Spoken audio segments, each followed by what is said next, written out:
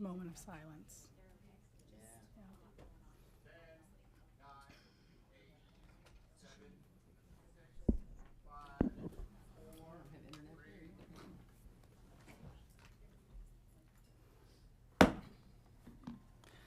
Good morning. I call to order this meeting of the Pinellas County School Board, October 15, 2024, during what is a very difficult time for our county. While our superintendent and school board members will make remarks on the storms and schools and such towards the end of our agenda as usual, we wanted to start this meeting by acknowledging what we have all been through and by thanking all of you who have stood the watch in our shelters, in our incident command centers, driving evacuees, even while your families and homes were at risk or maybe even already damaged by Helene. Thank you. Pinellas County Schools was there, is there for our community during very tough times, and our school board thanks you. While these first days back might feel like toddler steps during a time when we should otherwise be running at this point in the school year, our public schools are the common fabric that support and bind us as a community, and that value cannot be overstated. And we, like you, are very proud and very grateful to be back in session. We will begin today's meeting with a moment of silence, followed by the Pledge of Allegiance led by Vice Chair Carol Cook and the National Anthem. Please stand and remain standing until the completion of the National Anthem.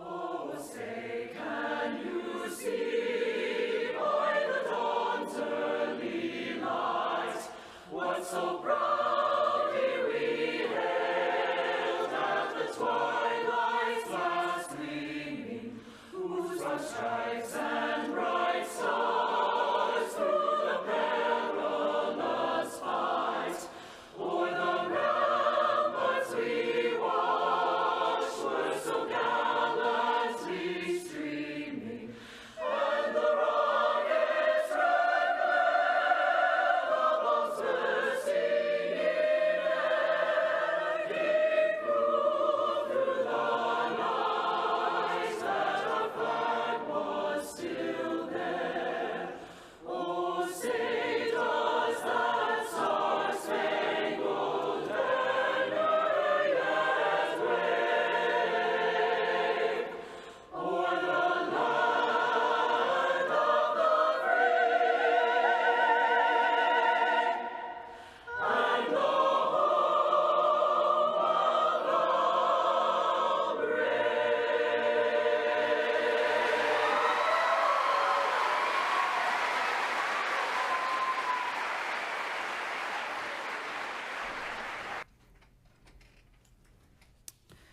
We're not sharing a video this morning, so we'll move on to item 1.6, Introduction of Professional and Community Organization Representatives. Isabel Mascarenas, our Public Information Officer.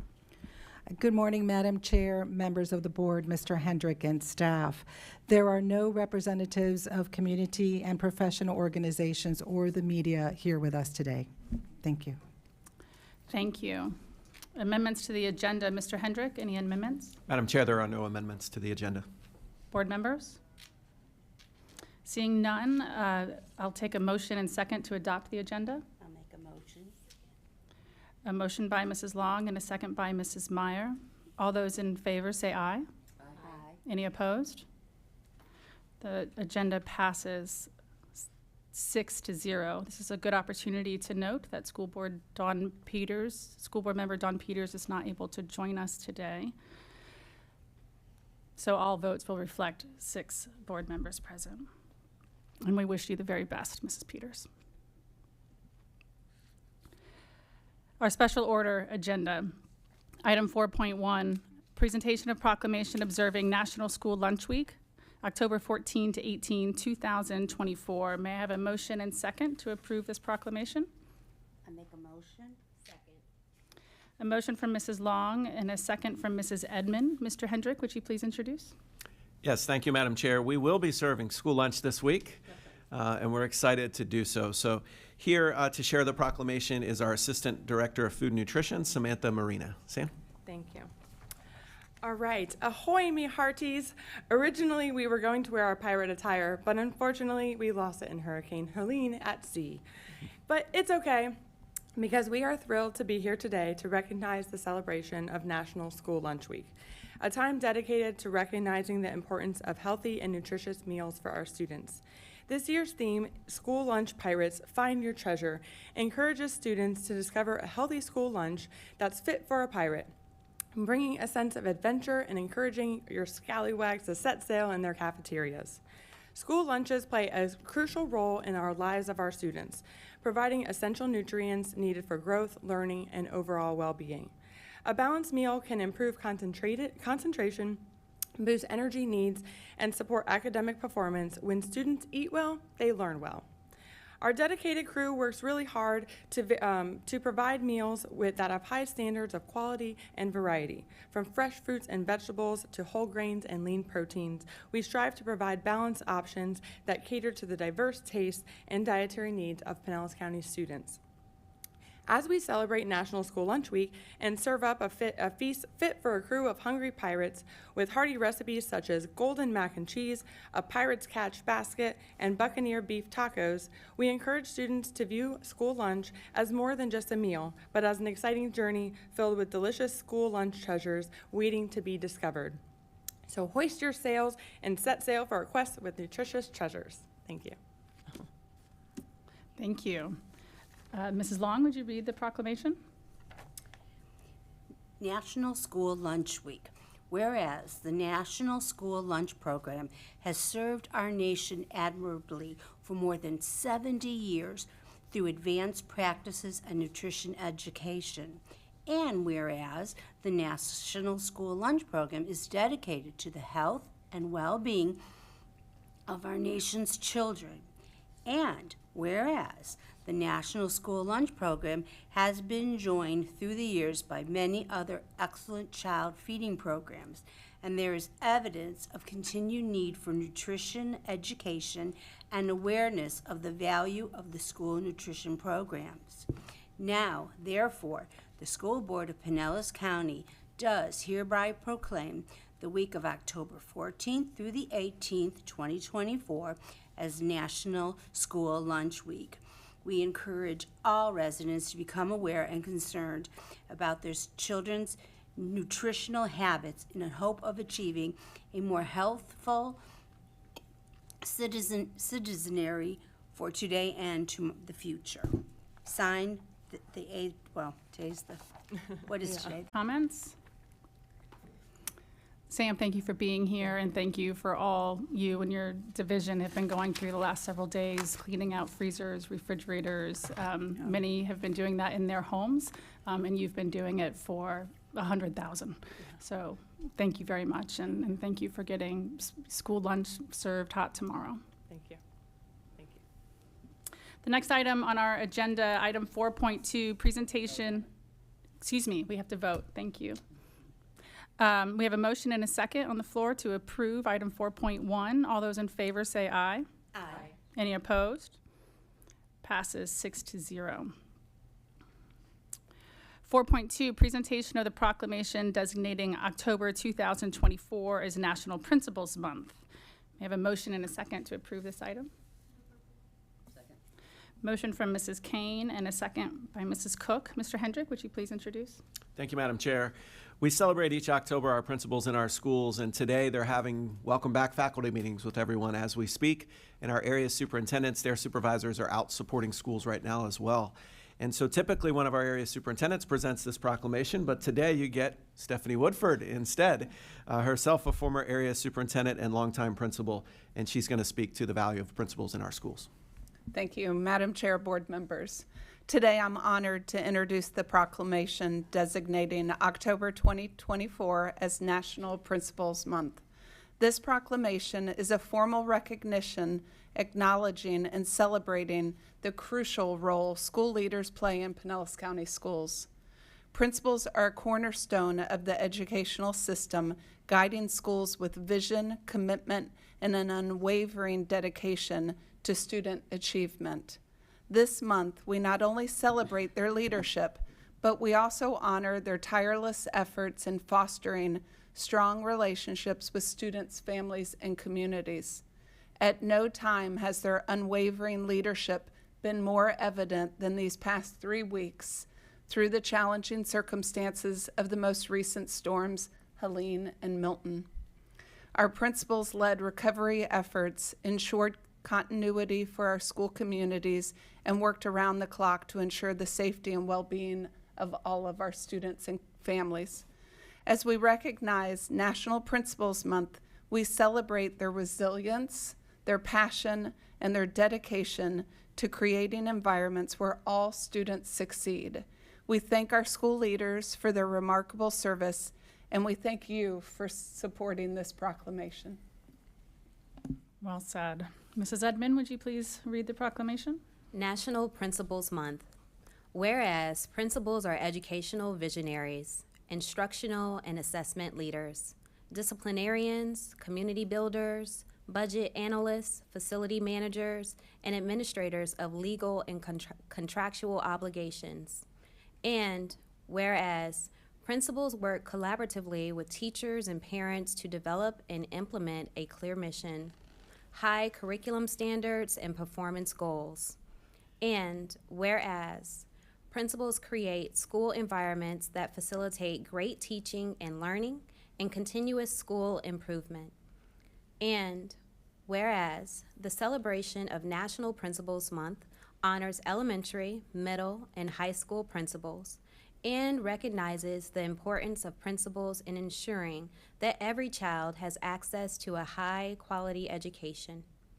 Now, therefore, the School Board of Pinellas County hereby proclaims the month of October 2024 as National Principals Month, signed this 15th day of October 2024. Thank you. Any comments? I think you covered it, Mrs. Woodford. Thank you for those remarks. All those in favor of approving item 4.2, say aye. Aye. Any opposed? Passes 6-0. Public comments on agenda items. Mrs. Hauk, do we have any speakers to agenda items today? No, Madam Chair, there are no speakers for agenda items. Thank you. We don't have any unfinished business for the consent agenda. May I have a motion and a second to approve the consent agenda? Move for approval. Second. Motion by Mrs. Edmond and a second by Mrs. Meyer. All those in favor, say aye. Aye. Any opposed? Passes 6-0. On our non-consent agenda today, item 8.1, request approval of negotiated agreement with the Fraternal Order of Police. May I have a motion and a second to approve this item? I make a motion. Second. Motion by Mrs. Long and a second by Mrs. Edmond. Mr. Hendrick, would you please introduce? Thank you, Madam Chair. This is the final of our negotiated agreements with our different unions, and we're excited to bring this to you today. And Paula Texel, our Chief Human Resources Officer, will give you the details. Ms. Texel. Good morning, Madam Chair, school board members, Mr. Hendrick, and staff. Yes, I am very happy to be here today to request approval of the tentative agreement with our final group, our Fraternal Order of Police, FOP. Employees in this group that are covered by FOP will receive a 3.75% salary increase, will be retroactive, of course, to July 1st, 2024. Police dispatchers employed as of December 12th will also receive an additional one-time non-recurring supplement, which will be paid out prior to winter break. As previously stated with our other bargaining groups, the school board will pay the same amount of the increase in healthcare cost. 80% the board will pay, 20% employees will cover. And as well as the board will pay the approximate $300,000 for the increase in the FRS contribution for all employees. All increases that are approved today, again, retroactive to July 1st, the employees will receive their raises and their retro checks in their October 25th pay date.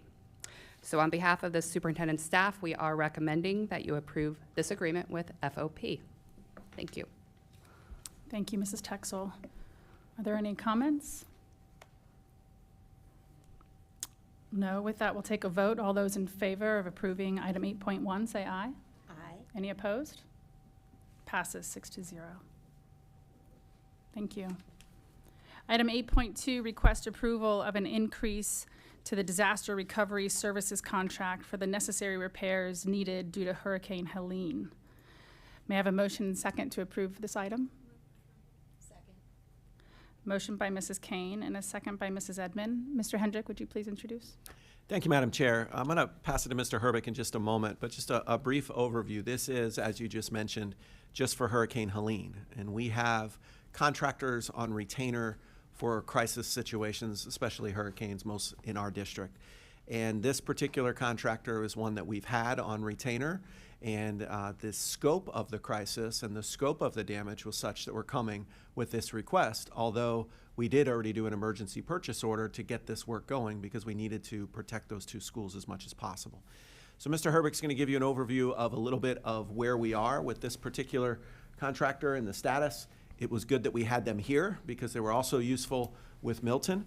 And he'll also provide a little bit of a rough update on how things are moving along at those schools, but also know that we'll be coming back to you in future meetings with additional items for Milton. I want to let you know and the public know that all of these, Mr. Jeppesen and team and risk management are working on FEMA reimbursements. So this is money we put out first and then we collect back. But it also slows down some of our capital budget because we have to pay out first before we can collect those dollars back. So with that, I'll pass it to Mr. Herbeck. Thank you, Mr. Hendrick and Madam Chair and board members. So again, this contract is in place, and I know one question that may come up is why originally it was only $500,000. Well, we don't set money aside in this as much as $4.5 or $5 million for storm damage. The $500,000 is really what we have always in place for things like a minor flood, a ruptured pipe, a small fire, things like that, which usually this contract more than covers this on an annual basis. And so when we are impacted with a much larger event, it's common practice and not unusual for us to come to the board asking to improve or increase this contract. So as Mr. Hendrick said, we already have contractors aboard underneath this contract who are ready to step forward really quickly once Helene hit. And we had we had impacts across the district, but there were really 3 campuses that were severely impacted, and that's Gulf Beaches, Madeira Beach, as you know really well, and Oldsmar Service Center, which housed an adult education program there as well, had some pretty serious flooding. So Oldsmar will be included in this as well, a much smaller scale. The majority of this increase that we're asking for is really going toward Madeira Beach and Gulf Beaches. And so the contractors in place, it's really a 3-step process for this particular contract. There's stabilization efforts, which are underway and well underway for all 3 of these locations. And stabilization really means that you're controlling the environmental conditions. You're getting the water out, you're dehumidifying, and you're really preparing for that next step is when you're going to go in and start actually fixing now the damage. The remediation process is step 2, and that's really the removal of the damaged items. And you're tearing out drywall at that point. You're taking out carpeting. You're taking out anything else building-wise, structure-wise that was damaged. And then the last piece of the process is restoration. Where they'll come in and do some work to restore the facility to make it ready for what we're going to install next. This contract does not include everything that needs to be done at these 2 schools, especially Gulf Beaches and Madeira Beach. We are working with a CM right now and have not finalized that contract quite yet. But we're working with them to sign a contract that a CM will then come in and be the project manager for the complete restoration.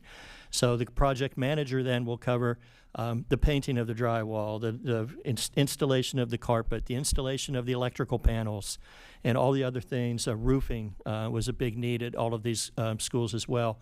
So the CM will cover those parts of the project. This really is for that initial stage of really cleanup, making sure that the facility is environmentally stable, and some minor work just to make sure that we're ready to go for the next step.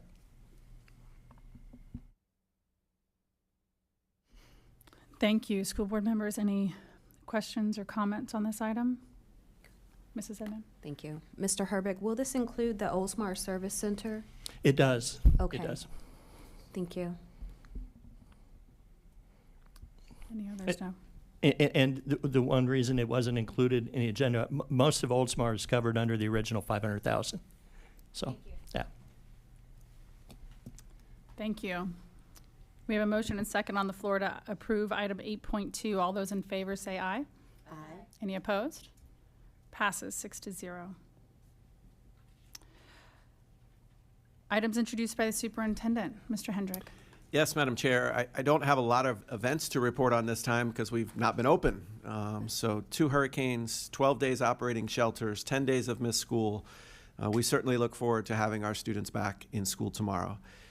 The devastation to our own property, the property of citizens in this community, lives, livelihoods, and the emotional toll on students in the community is certainly real. And I think that the stabilization of buildings and some of that is sort of the concrete part of getting back. There will be a long-term emotional toll for citizens, for employees, for everyone serving in shelters, all of those things. And so we'll be here to help with that.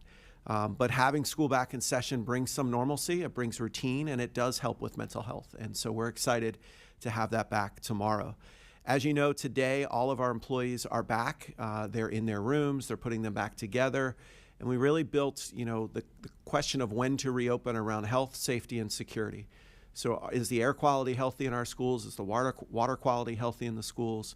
Are our safety systems up and running, from security cameras to the fencing and the panic buttons, all of those things? We need to make sure of that. And then the health side of things in terms of, can we serve food? Can we have students walk to the bus stops normally? So today, all of our employees are out making sure those things are running, and they've been doing that on the air conditioning side now for a while. Very happy that last night we got power back to our last school. Safety Harbor Middle School was the last one, and so we wanted to cycle the air through all those buildings for 12 hours and flush out every pipe and all of those types of things. And so that's happening over the course of the last couple of days. Food Nutrition has been working to get rid of previous items that were spoiled, bring in new ones, and also get those things off of campus. And so we had to wait for municipalities to come in and remove the trash. We do have some contractors that come out and do that, but not at every single building, and so it was important to get all of that off of campuses today.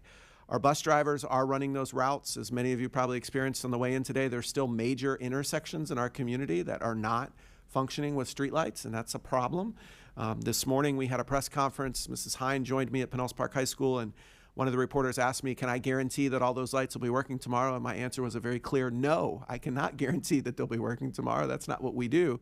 But we're going to make the best, right? It's time to get back to school, and so we'll make the best of that, and our bus drivers are out there navigating those challenges now. I do want to just reiterate what Mrs. Hine led the meeting with about our employees. We have about 1,000 or plus employees. They cannot evacuate. They can't go somewhere with their families. They have to report to work or be on call to report to work.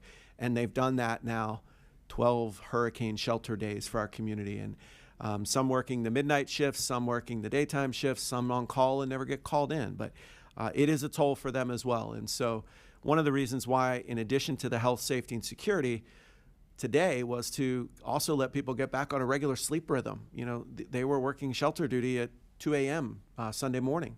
and they needed to get back. And so we're looking forward to getting back. I do want to thank the community for the outpouring of support from the first hurricane and this hurricane, and in particular the Pinellas Education Foundation. I don't want to steal their thunder, but they are raising hundreds of thousands of dollars that they're going to be sharing with the community. They've already done great work with a couple of our schools that Mr. Herbick mentioned, but they're looking to supply classroom materials for teachers who lost things, for students who lost things, but they're also looking to help employees who've had personal loss. And they have a process for that, and they're going to be announcing that in the coming days. Our Office of Strategic Partnerships has also been coordinating supply drives, and anybody who has physical materials and resources, whether that's clothes to kids and getting donations to there, or directing people to food pantries.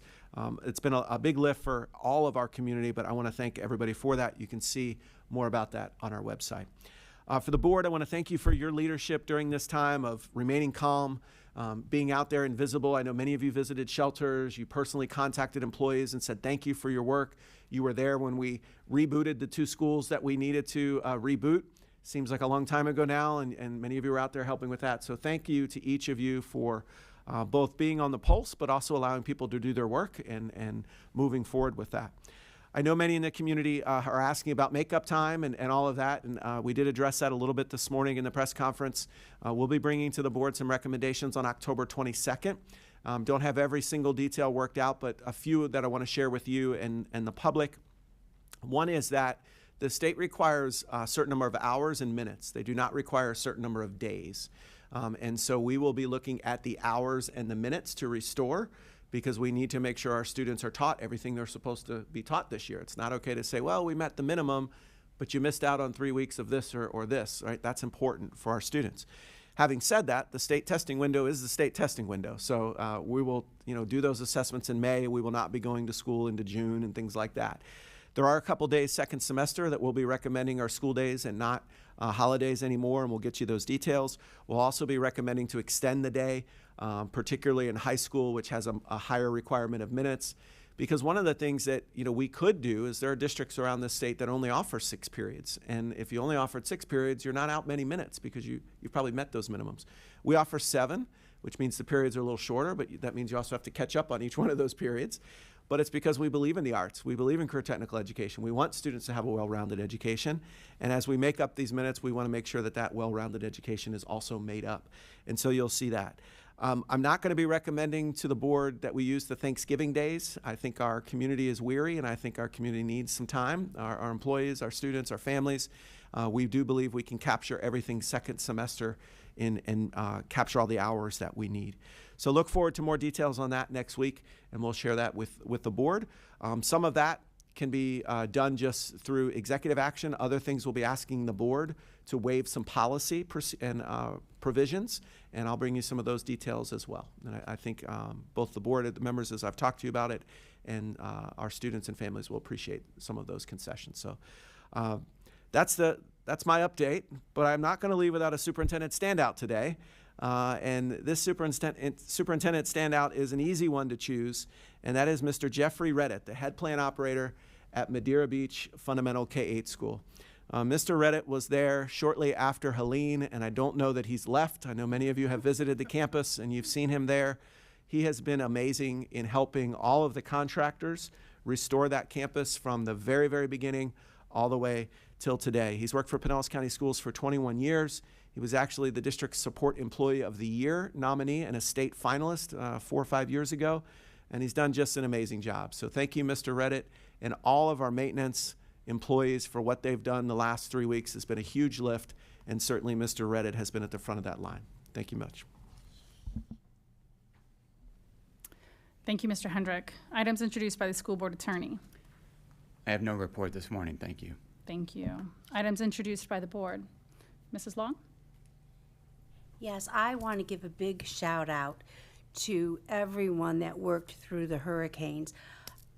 I had the opportunity to go to Walter Pownell and see the command centers. Sean Joel was there and Clint Herbeck.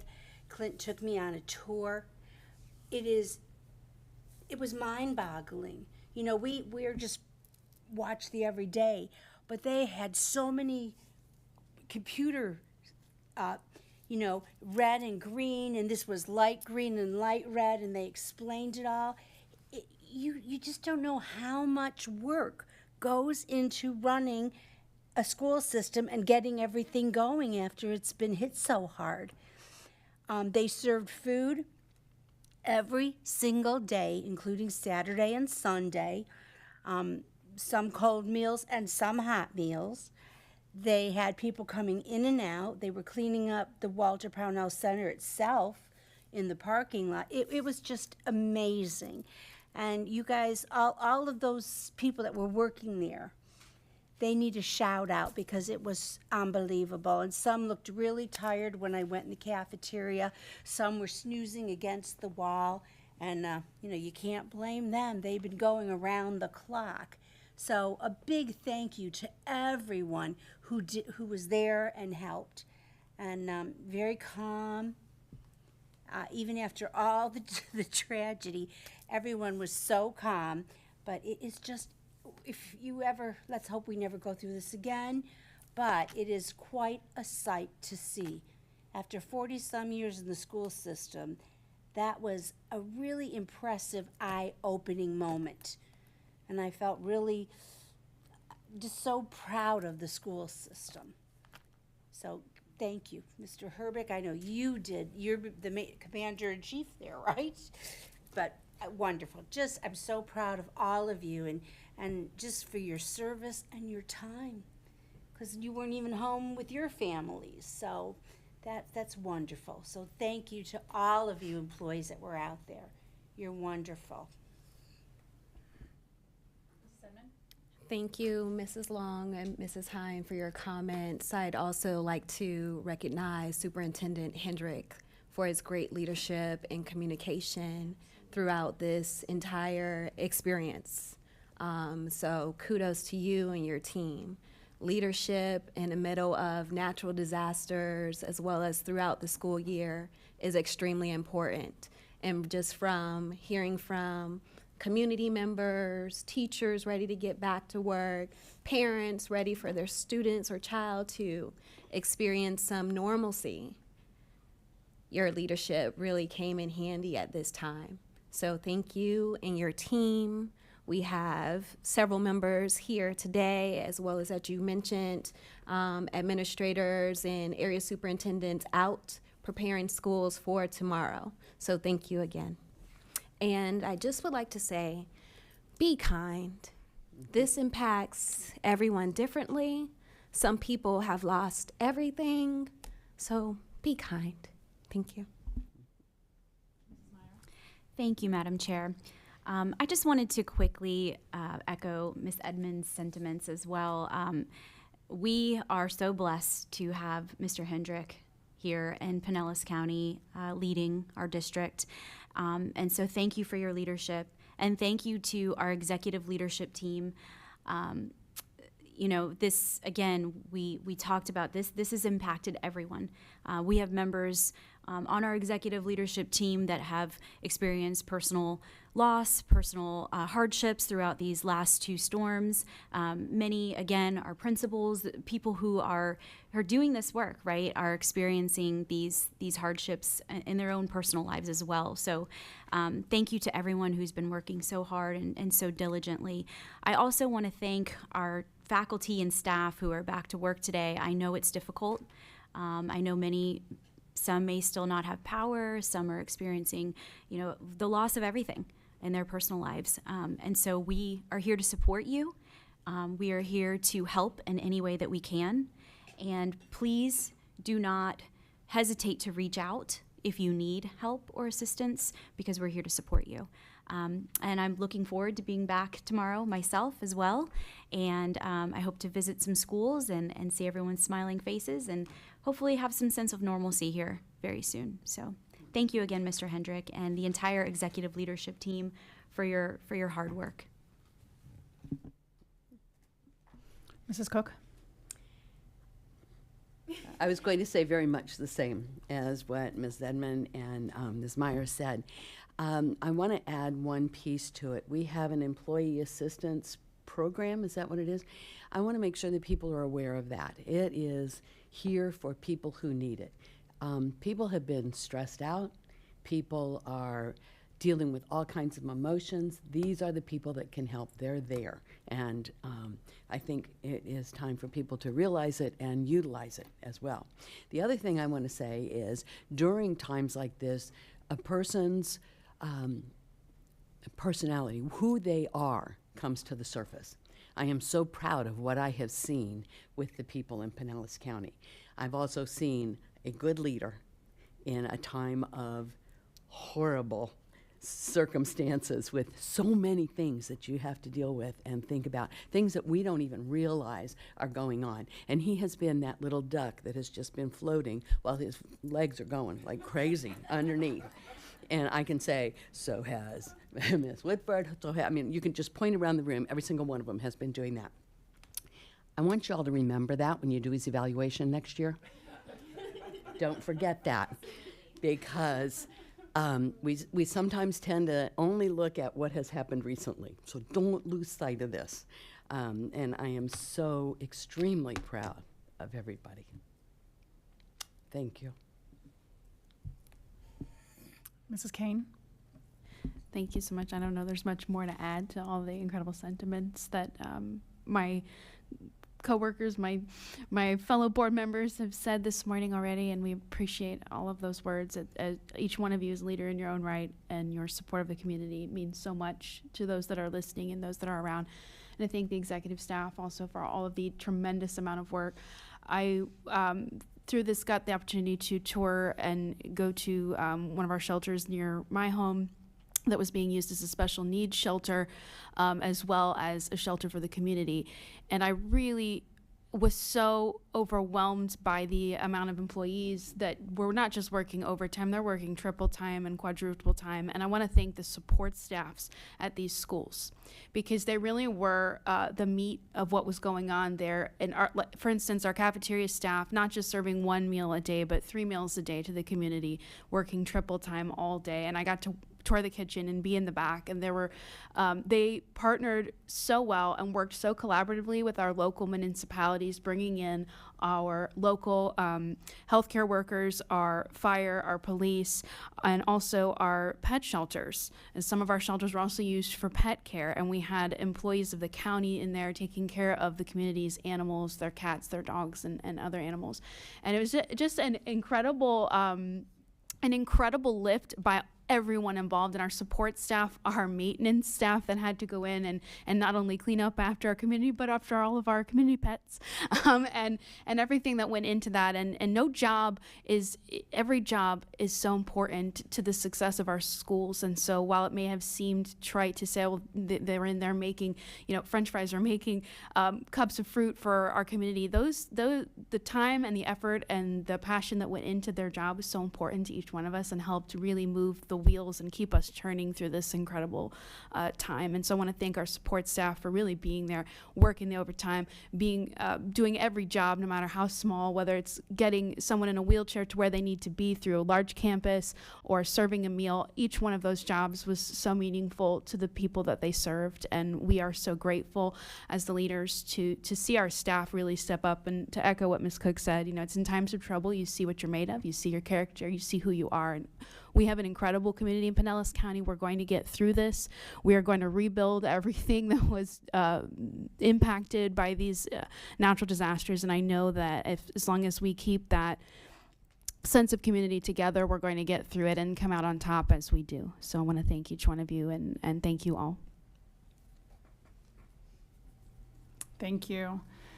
I had the opportunity after Helene to hear Mr. Hendrick address the school communities that were impacted by those storms and answer a lot of questions in person, because a lot of families were affected. And then now again, I think something that was really important that was said was that for families that have extenuating circumstances, I think we should address that clearly. Families that have extenuating, and if I say something wrong or if you just want to jump in, that's fine. But if you have extenuating circumstances and you are relocated within or near Pinellas County and you need your bus transportation updated, maybe you need to go to your neighborhood school instead of your application school. Maybe you need, whatever you need to do as far as school and getting your children to and from school safely, and maybe at a place that's closer to you, we will help you with that. So to reach out to or if you have to miss, if you're not ready to go back to school, it's okay. It's okay. Let your teacher know, let your principal know. We are your partner in this, and we will help you with that. I also think there's the piece, so if you had to relocate within or near Pinellas County, you could still get with our schools. If you had to relocate outside of, far away, or even outside of the state, those kinds of pieces, we want to talk with you about that. Yes, our student assignment office was open all day yesterday, answering questions from families again today. Same thing with transportation. Mr. Herbick alluded to it as it's the first day of school tomorrow. And so you show up at a bus stop, we're going to give you a ride if you look like a Pinellas County student. Only if you look like a Pinellas County student, okay? So we'll do that, and then we'll worry about the details of that once they get to school. Does this need to be temporary? Is it permanent? Whatever that is. And the same goes for our employees. That we'll have employees that cannot get back to work this week, and that's okay. That's why we have substitutes. And this is a large crisis, but these things happen in our lives throughout the year, and so we have a way to address that. And we'll do that with everybody, and we'll do it with compassion until everybody's back to some sense of stability. Speaking of having substitutes, which was wonderful, I couldn't believe it when I walked in the building this morning and I saw new employee onboarding sign down by the HR office. And I went in there, I stuck in there, I said, are we really onboarding new employees this morning? And yes, we were. So thank you. We are still open for jobs. You can come and join us. But that was just wonderful. It was really, really wonderful to see. Like everyone, I've seen an amazing local response, right? People helping their neighbors with their yards or their roofs or whatever they needed help with. And I've also seen it at a very local school level when you realize your school family is struggling. And I would just like to encourage people to continue to do that. And if you're looking for a way to be of use, I don't know about you all, but at a time like this, you want to be of use.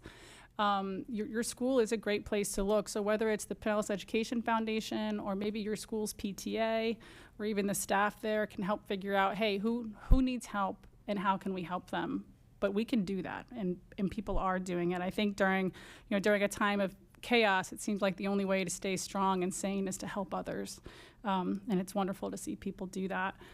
I wanted to acknowledge with students being back at bus stops tomorrow, walking to and from bus stops, and of course the traffic light situation, just ask our community to please drive safely tomorrow and every day, of course. This is the phrase fog of war, and it's a very real phenomenon. And that's what our community has been through. Our community has been through a major traumatic event, whether you were fearful to lose your home, fearful to lose your life.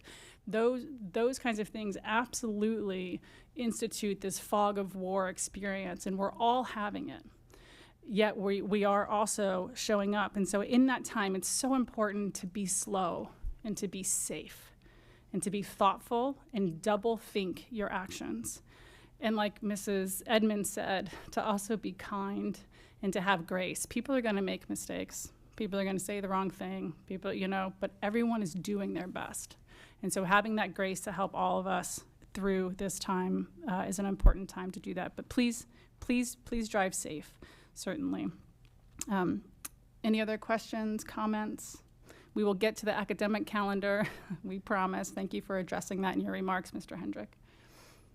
Anything else? Good, thank you. Mrs. Woodford, have you noted any requests? I did not note any requests, but I did want to share, we had a little miracle during one of the storms, and we delivered a baby at one of our shelters, a little boy. And so in the midst of chaos, there was a bright light. So just sharing that. Oh, that's just remarkable. Milton? I hope not. My kids want to name our new puppy Milton. I don't think I'm up for it. But we'll see. Okay, thank you so much. So with that, and seeing no other business, I adjourn this meeting, and we'll move to public participation. Mrs. Haug, do we have any speakers today? Yes, Madam Chair, there's one speaker. Thank you. Could you please call them? Our first speaker is Katie Blacksburg. Good morning. Good morning, board members, Superintendent Hendricks, staff. My name is Katie Blacksburg, and I am here this morning as a community member and a proud PCS parent. I wanted to bring to your attention and highlight an amazing experience I got to have this weekend. As some of you know, the Standard Apartment Complex in Clearwater flooded as a result of Milton. The Pinellas County Sheriff Department had to rescue 500 residents from that, 100 of those being children. As I was driving by on my hunt for gas Friday morning, I noticed so many of them across the street in the Best Buy parking lot. And I called a friend who happens to be a teacher at Eisenhower Elementary, which is a school not far from the Standard. And I said, what can we do? These people are outside. And she said, those are our kids. Those are our families. And so we were quickly able to organize. We're going to be back here Saturday morning and provide residents just manual labor, help, donuts, coffee, just some comfort in a time of crisis. We showed up Saturday morning, and there were teachers, there were staff, there were staff members that don't even work at the school anymore there to provide comfort and care to these families that they know so well. And what started on Saturday as a very small community effort grew and grew and grew. We watched people, drive by and bring hot meals and water and supplies, and it just manifested into something so big, but the teachers are the ones that led that charge. So I know, and then Sunday was even bigger with more things and churches bringing in and community effort all around, and it was something so beautiful to see. It made me so proud to be a member of this community and Pinellas County Schools, and watching these teachers who had also lost, power, not sure, dropped everything in their recovery efforts to converge and be there and be helpful and caring. And I watched kids that had lost everything just light up to see their teachers and give them hugs. So I know those residents and those families have a long road to recovery, but I am confident that they will have the support that they need at Eisenhower. So I wanted to bring that to your attention this morning. Thank you. There are no other speakers. Thank you. Thanks for being here.